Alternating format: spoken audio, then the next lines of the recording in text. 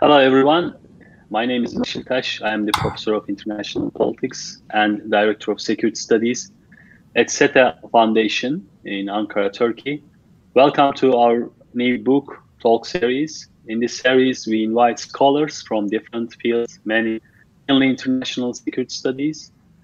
Our aim is to introduce newly published books about international security, terrorism, and contemporary defense studies, and help to understand the changing nature of international and regional security. Today, we have a distinguished speaker, Dr. Ömer Aşur.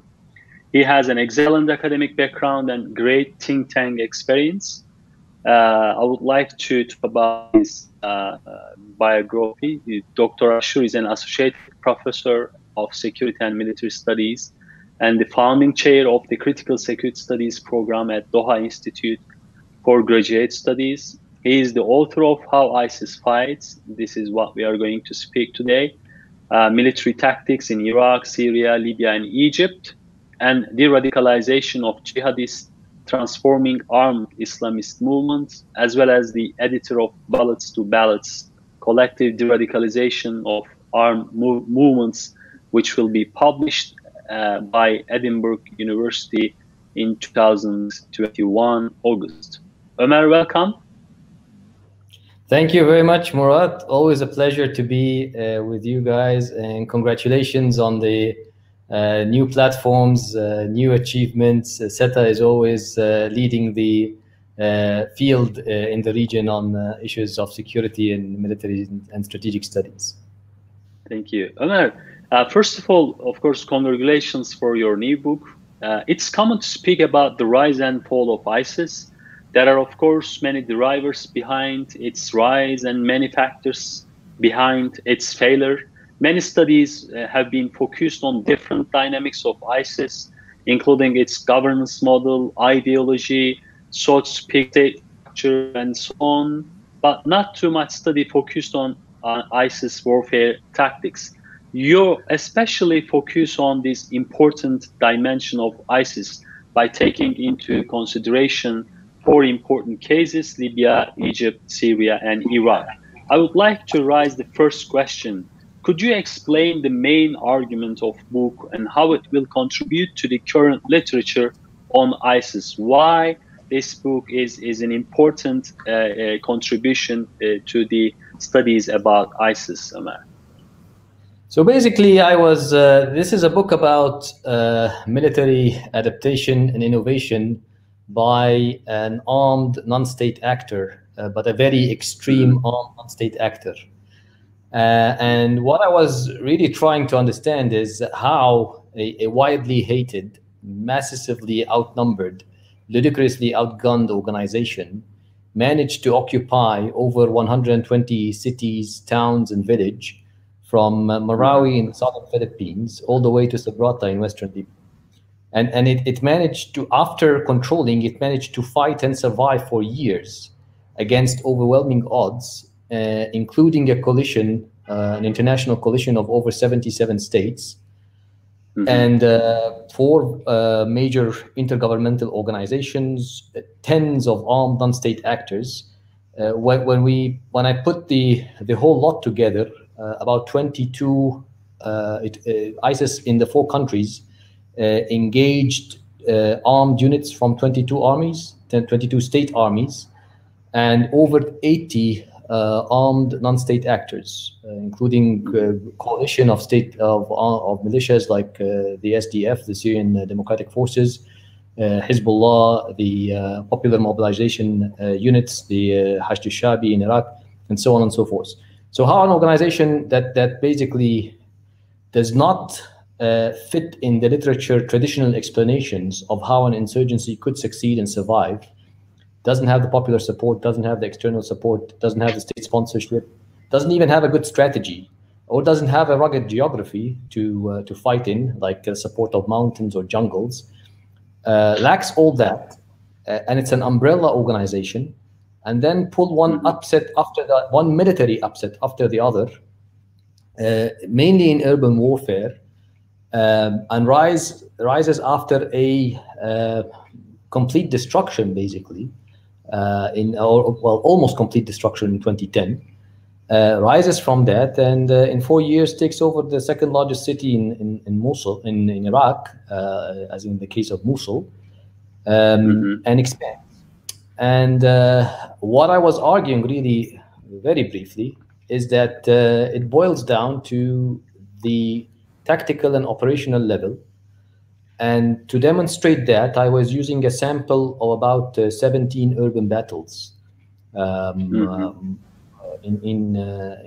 you can say it's about 17 case studies in Iraq, in Syria. In Iraq, it was Mosul, Fallujah, and Ramadi. In Syria, it was mainly the governorate of Raqqa, including the city of Raqqa. In India, it was Derna and Sirte. In Egypt, it was northeastern Sinai. So I was looking at all that and trying to make sense and argue that basically it's tactics.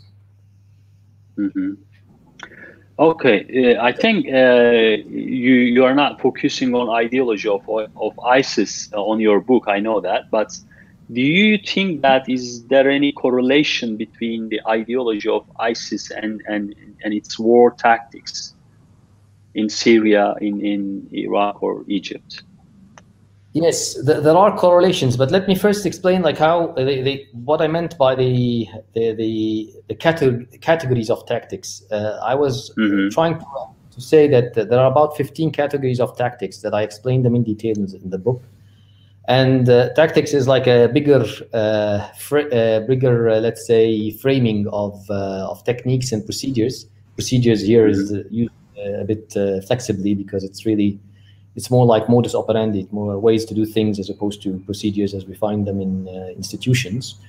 And then a certain operational shift that was happening as well in these 17 urban battles. But back to the question of ideology, very briefly, I did not focus on ideology, except when it was militarily relevant. The ideology, in a way, legitimated the violence, made it almost an ideological duty for the members of ISIS to fight, with everything they got, including their lives. We saw in Mosul, people on a disabled chair and still fighting, women with babies on their backs and still fighting. So, and then the suicide tactics, which was very common. But the ideology did not just legitimate the weaponizing of almost everything, from booby-trapping a pen all the way to booby-trapping a 7-ton truck. But it also sort of made it a religious duty in a way.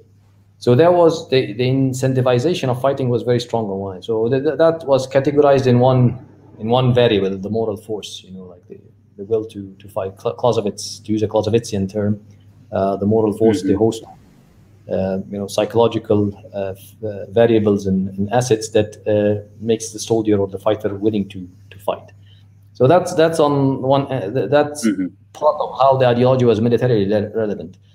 But also the ideology, in a way, undermined the military effort, mainly because of a few features and ramifications. Part of it, the ideology was so extreme that it does not attract recruits except from very specific margins. So you limit your pool of recruits.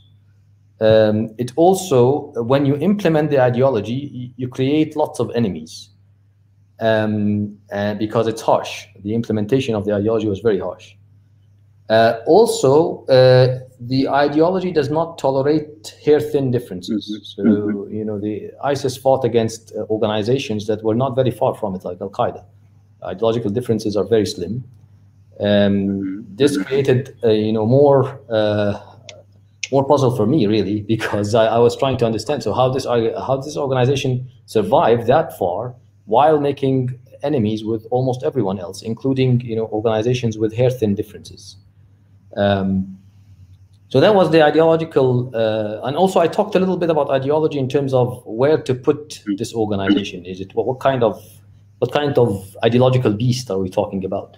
And I was arguing that this is primarily a Wahhabist jihadist organization in the way that we understand jihadism as a 20th century modern ideology that believes that the confrontation armed confrontation with the enemy is the most legitimate and the religiously legitimate and the most effective way to achieve political and social ends.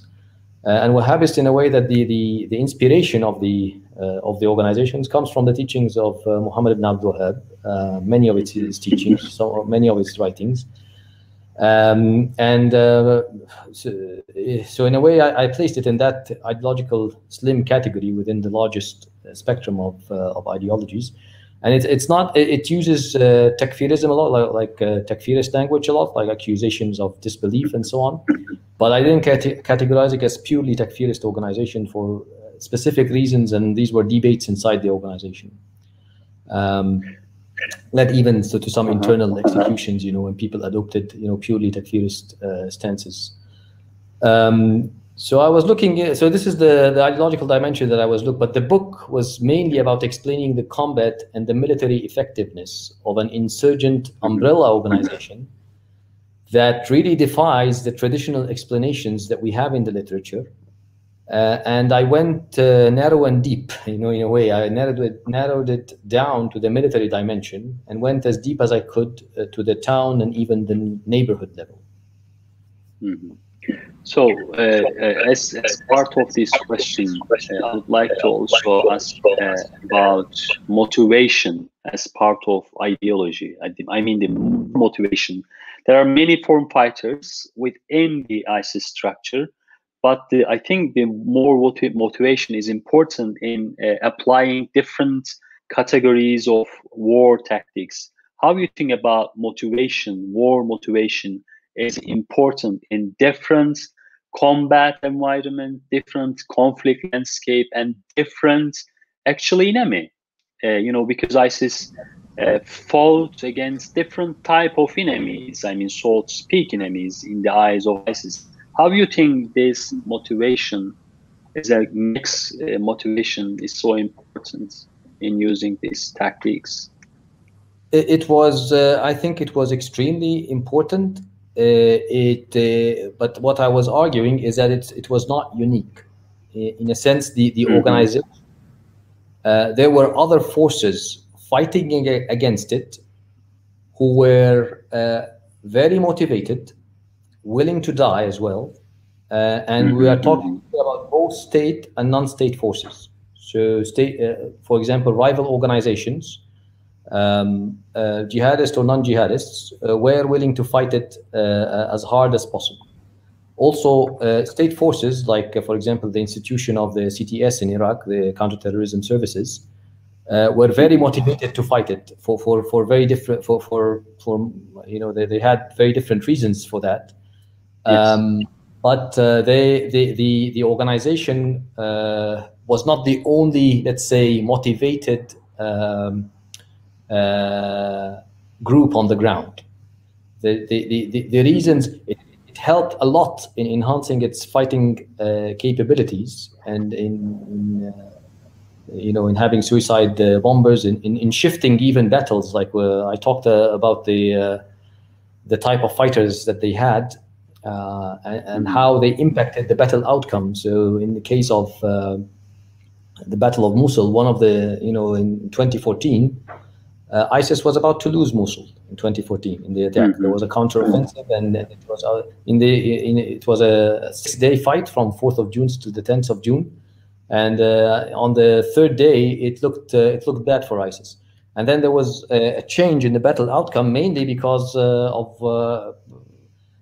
partly the resilience, their motivation to fight, but partly one of the suicide bombers who destroyed the Mosul hotel with a Saudi suicide bomber, and took it down with a truck, which killed basically the heads of some of the commanders of the Iraqi Federal Police, and that was the beginning of the change. You kind of destroy the one of the headquarters, one of the important headquarters in the west of Mosul, and then the soldiers are left without command and started to panic. So.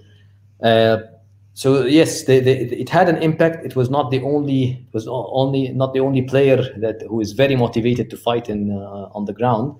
But the reasons I was trying to argue, there was also very interesting features, but all of them I was trying to say that they were not very unique in terms of foreign fighter recruitment, in terms of how the autonomization, like how ISIS was, the units were very independent, the national, trans-regional experiences in combat, recruiting fighters from all over the world and soldiers from all over the world, actually. So all of that was there. It helped, but it was not the reason to have this extra edge that made it pull many of these upsets.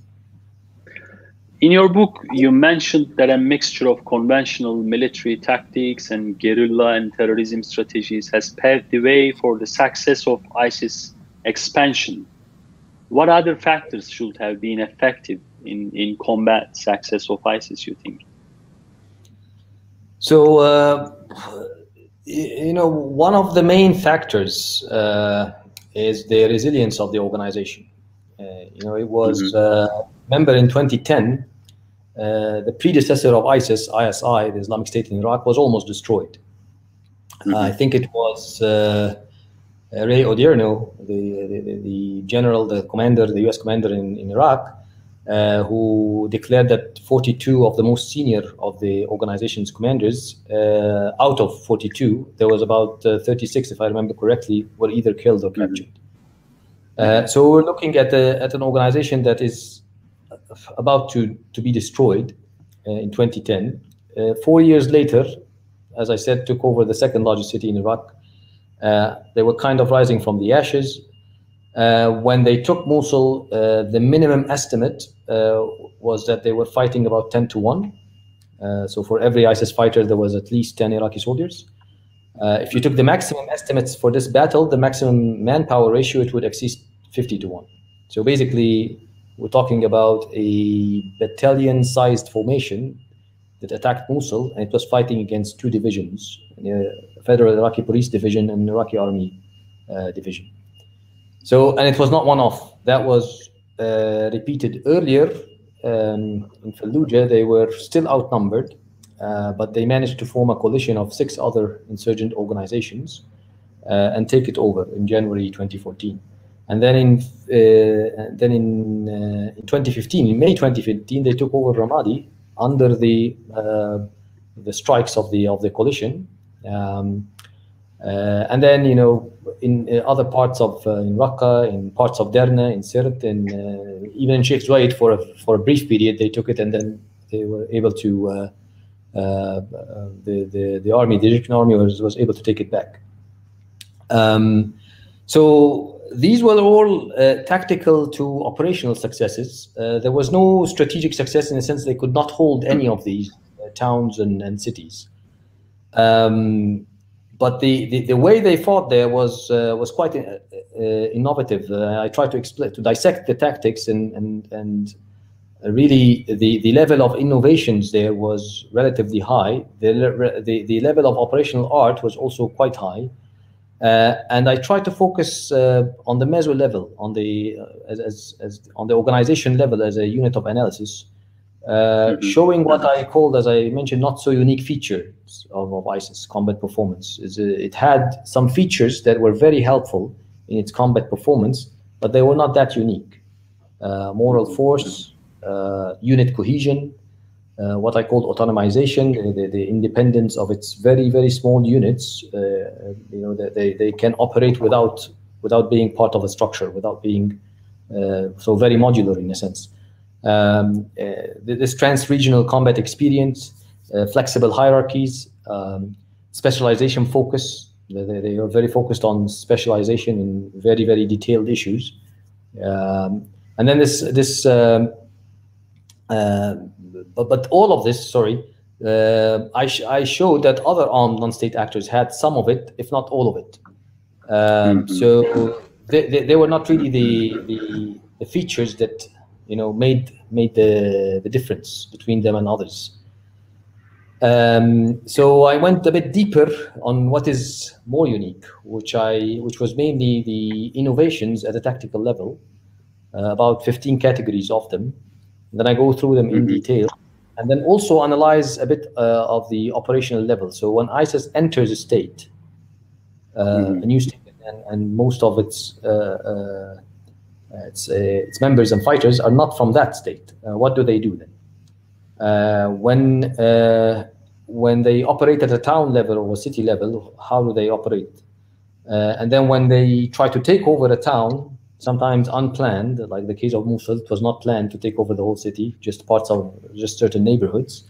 When that happens, how do they turn a raid into a raid, fortify, and then occupy a whole town? And then when they fight on the neighborhood level, on suburban and urban battles, what do they do then? So that was the level of details I was trying to get into in the book. And based on that, this is my finding really was like, you know, if you took this bunch of tactics with that level of operational art, then it explains how they pull this up.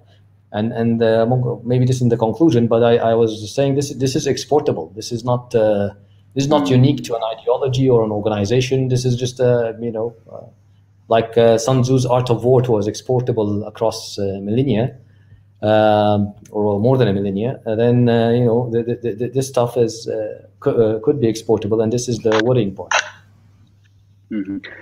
Ömer, many of us focused on ISIS operations and attacks in Syria and Iraq.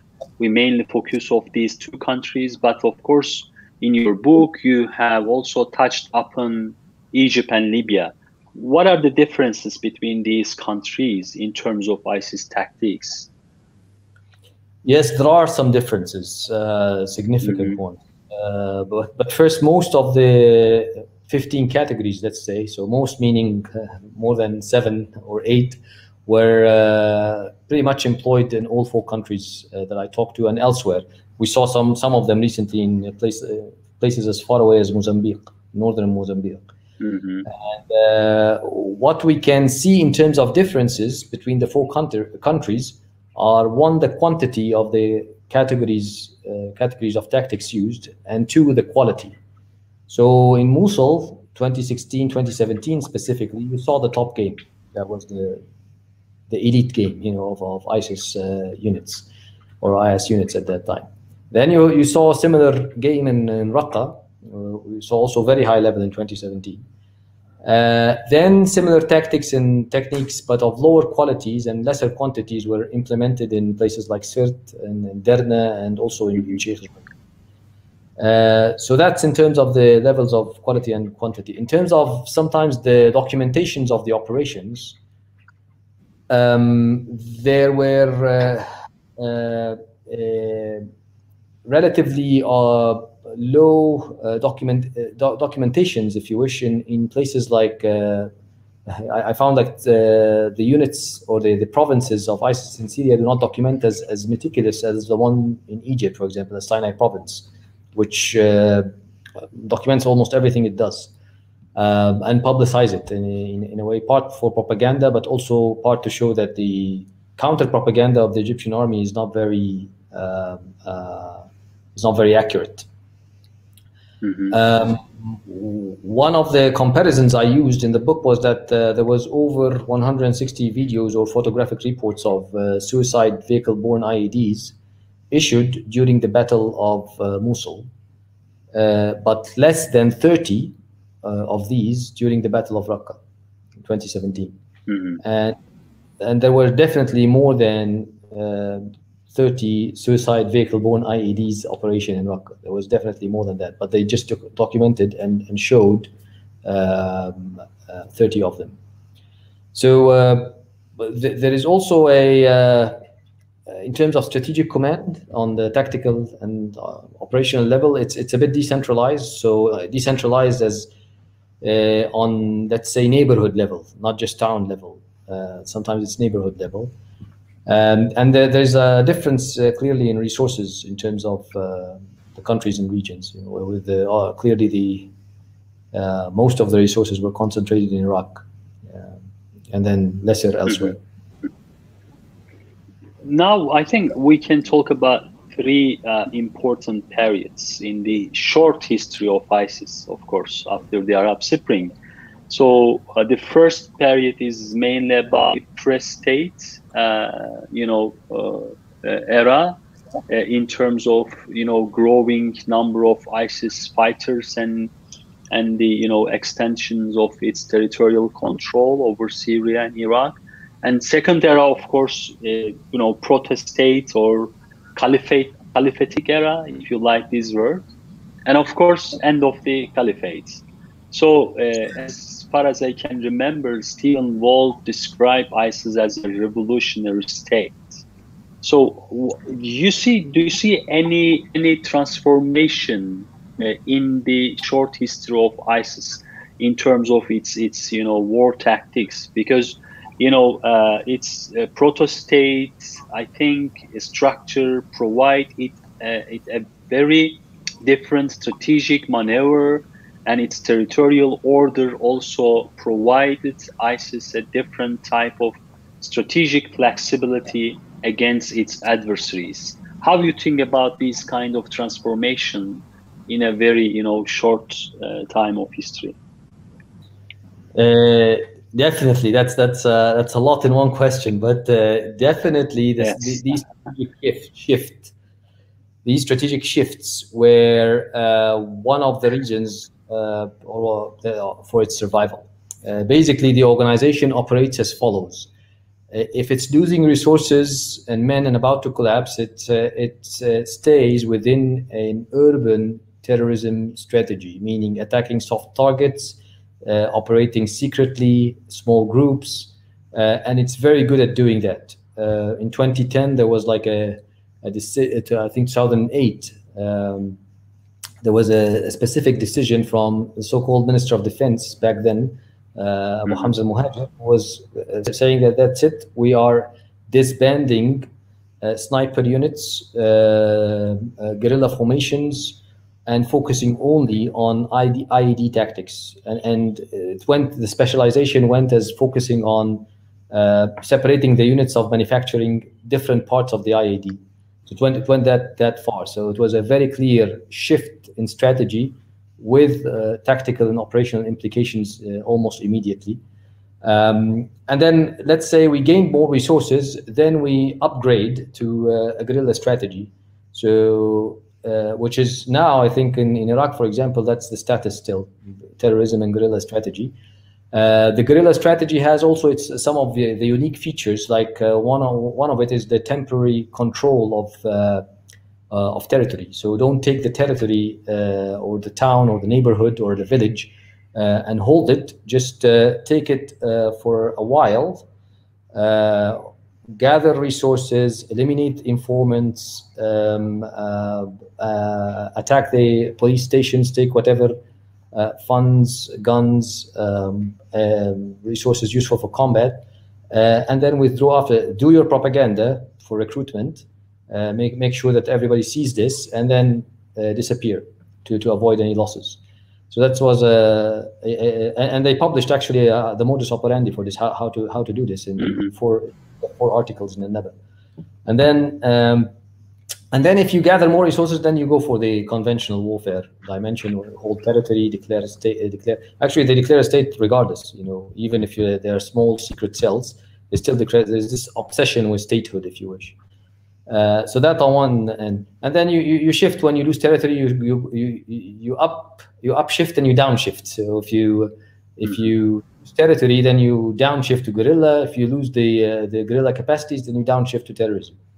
And they were been functioning like that since the establishment of the Tawheed and Jihad, back in 2003, even earlier in 2002 when Zarqawi arrived in Iraq. So that's on one. And on what Walt was saying, it is true. I understood what he's saying as yes, it is an organization that wants to implement sweeping, very radical changes on a social and a political level, and wants to do this by force. So there is a revolutionary dimension. It's just it's just the wrong revolution. It's just a revolution that will basically undo all the achievements that that humanity gained from the probably mid 18th or 17th century all the way till now, including the freedom of expression, freedom from slavery, abolition of serfs, gender equality, and so on and so forth. Like many of the gains that were made, ISIS wants to undo them, and in this area, yes, it can be the regressive revolution in many ways. But also in 2012, the Arab Spring, obviously, was one of the advocates of the Arab Spring, and I was in 2012. I was still hoping to see a fourth wave of democratization in the Middle East. So we've been through the third waves, and then hopefully the fourth wave of the democratization arrives, at least in the Arab region.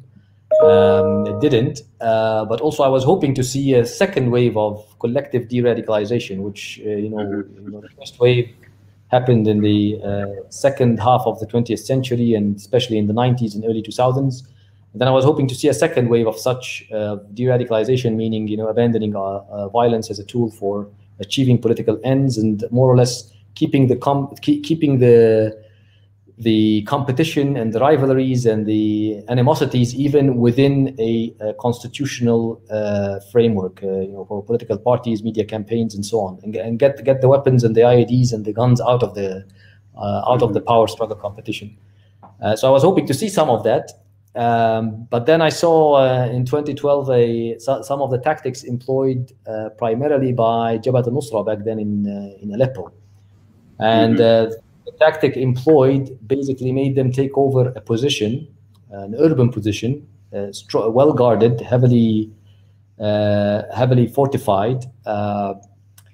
After the FSA failed to take it more than 3 weeks, I think they took it they took the position basically in an attack that lasted about 10 minutes, maybe, using primarily suicide cars and guerrilla formations. And small suicide guerrilla formations, so Masiyin and suicide car bombs. And when I saw this, I was like, okay, so if armed non-state actors think that they can employ these tactics and have these quick victories, then we won't see the fourth wave of democratization and a second wave of de-radicalization, but we'll see like an evolution in combat in terms of military adaptation and innovation, and more challenges to the state-armed actors, because they will be challenged, because there are a different game now on the ground. And I think in a way it was a pessimistic conclusion in the middle of the Arab Spring, but unfortunately this is what happened in a way. Yes. And this is actually what inspired me to write the book in the end. Like I wanted to understand how is this done. Ömer, I would like to focus on post-territorial era. Do you see any change of ISIS tactics or strategy about warfare, conflict in the post-territorial era, post-caliphatic era, after Mosul, Raqqa? Basically, yes, in a way, what I mentioned, the shift towards the I don't want to use the term conventional, but the shift towards guerrilla and terrorism, and avoiding the let's say the traditional conventional state army-like ways of warfare, like using armored or using heavy artillery and so on, and then holding territory. This is clearly what the organization is right now. But also the organization did not give up the idea of statehood or caliphate or even holding territory. Whether abandoning it temporarily, it's not happening. They do control neighborhoods and towns and villages for a while, and then retreat or withdraw from it. But also, even as we saw lately in Mozambique, that there is an attempt to take over a territory and control it by force. And it's useful for them in a way, partly for the propaganda, but also partly for gathering more and more resources, having populations and also that that is a way to say to potential recruits, to the followers, that it's not over. We still have capacities to control territory. Yes, not as before because of the the international coalition and so on, but we still have this capacity to go on. So yes, the main difference is the shift towards guerrilla and terrorism, with every now and then attempt over territorial control. About its future, how do you see the future of ISIS? Is it possible to regrouping of ISIS in Iraq and Syria? Is it possible to talk about a new territorial era of ISIS, territorial control in Iraq and Syria? So I cannot make that prediction, but what I can ascertain is that the ways of warfare that the organization has used and showed will be employed by others. And we saw that already. So this is not new. We saw that already. And sometimes will be employed even by state actors. So some of these categories. So if you are able to employ such tactics and pull upsets, so what really destroyed the organization is that it had no viable grand strategy. It did not know what to do once it controls towns and cities, aside from continuing fighting. So there was there was no end in its wars. Basically, it did not show end. So it had no viable strategy, but it will keep on pulling off these upsets via tactical and operational methods. So these tactics and operations can be employed with an organization that actually knows, that has a strategy, it has a grand strategy, and this is the worrying part. So, I think this is what we will continue. Even if ISIS died as an organization, these tactics and techniques and modus operandi, or modi operandi, will continue. And I can read you a small paragraph from the concluding chapter, that IS kept on improvising, modifying, and upgrading with the weapon, armor, mobility triad under adverse conditions, even when its units were on the brink of a decisive defeat, such as in Derna in 2016 and in the 10th city of Al-Baghous in 2019. IS mounted captured artillery pieces on looted tank chassis, replaced cannons with anti-aircraft guns when it deemed necessary, up-armored infantry fighting vehicles, mounted BMP turrets on 4x4 vehicles, upgraded T-55 and T-62 tanks with locally manufactured armors. Some of them were even made of shell casings, converted flatbed trucks into weapon platforms. It combined units in commercial drones. Its combat units used commercial drones to deliver IEDs and to guide SVBIDs, so suicide vehicle-borne IEDs, utilized SVBIDs as precision bombs and guided rocket barrages, converted 7-ton large SVBIDs into cruise-like missiles, human-guided land torpedoes, and executed marine-like infantry breaching sequence combined with suicide vehicle-borne IEDs. They employed commercial GPS applications on civilian smart gadgets to enhance the accuracy of the mortar shots, teleoperated sniper rifles to offset the snipers from the weapon for protection, outflanked tanks with swarming anti-tank kill techniques, and pioneered in the execution of several suicide guerrilla formation tactics in both urban terrorism and conventional battle, among numerous tens of other technical and tactical level innovations. So if you take these categories of tactics, basically, that I organized in 15 of them, it has nothing to do with ideology and nothing to do with which organization are we talking about. It's all exportable. Yes. And this is obviously a real challenge to state armies on one end, but also it tells you that if the weaker side, if the other side, if the non-state side think they can win, then we will see more continuity of this as opposed to an end to it. And that's my pessimistic note. Okay, so I have two questions, the final questions.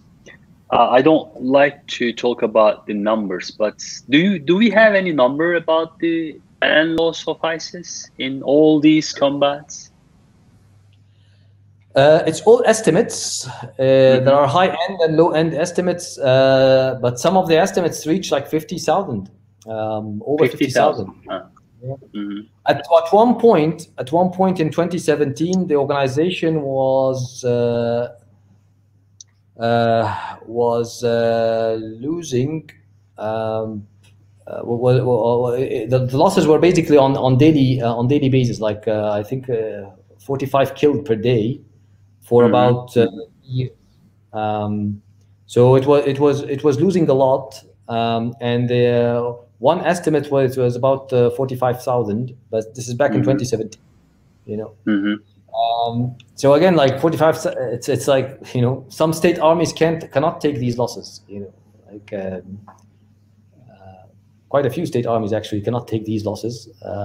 If you want to put it in perspectives, look at the amount of the U.S. The deaths in Afghanistan recently and the recent withdrawal. Okay. So Israel withdrew from South Lebanon in 1985 to South after 300 deaths. Just 300. Of course, you are not focusing on countering ISIS in the context of CT strategies and tactics, but what is the list for lessons learned for the states in the region? So I was trying to stay as far as possible from the counterterrorism manual, counterinsurgency critique, for so many reasons. Part of it is there are like some excellent counterterrorism manuals out there. Also, the counterinsurgency, I saw the amount of suffering that many of these counterinsurgents have endured while fighting ISIS. Well, one example, the CTS, all the battalion commanders of the CTS, all 14 of them, were killed in the Battle of Mosul, during the Battle of Mosul. So it was very difficult for me to come and tell them, you know, this is what you're doing wrong. So what I wanted to just say in that book is basically, okay, this is an organization and this is how it fights. And this is how it pulled upsets, and this is what I was trying to explain. There are implications clearly for that, like you know, we can dissect it, or can maybe write another book, how to fight ISIS, you know. But it's just each of these categories of tactics have counter tactics, and I describe some of them because you know, you are evolving. It's like a strategic diet, if you wish. The reasons it's pulled many of these upsets because it was a shock. Many of the armed state actors were very surprised by these tactics. They did not know how to fight back, both state and non-state actually. And then gradually, some of these shocks were absorbed, some of these tactics were countered, and so on. It's not over, but there is progress. So yes, there are policy implications, both strategic, operational, and tactical. But I did not intend this to be, it is more like how ISIS fights, as the title says, as opposed to how to fight ISIS in a way. Yes. Ömer, thank you so much, and congratulations again about your newly published book, and thank you for your contribution to this timely event and panel. Thank you, Ömer. My pleasure. Always a pleasure to be with you, Murad, and to be participating in SETA's event. Thank you very much. Thank you, and I'm closing the panel, and thank you for listening us today, and hope to see you our next panel, our second book talk for next week.